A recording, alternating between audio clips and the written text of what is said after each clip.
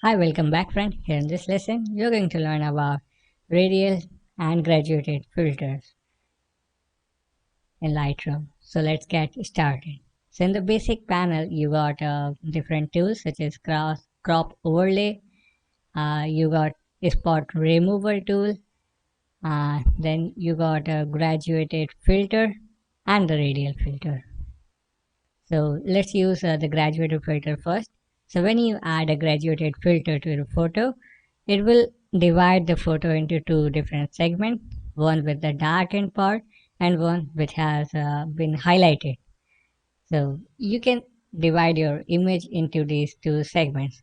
You can always increase the spacing on between these two segments. If you want a clear, a sharp edge, sharp boundary, you can make it thin.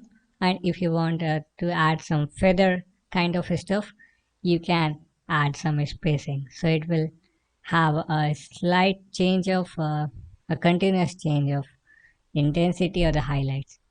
So this will emphasize your image, a particular segment of your image. So you can apply this graduated filter to add an emphasis. So here we have a ship floating on the sea and we want to highlight only the ship and its shadow. We want to make other segments of the image a little bit dull or where the human attention don't fall. So there are two ways of achieving the same thing. You can use a gradual filter that I've used, or you can use the radial filter. So radial filter is similar to gradual filter, but it won't divide in a circle. So there will be some part that is within the circle and outside the circle. So in the radial filter, you got the center part of the filter as not highlighted in the darkened section.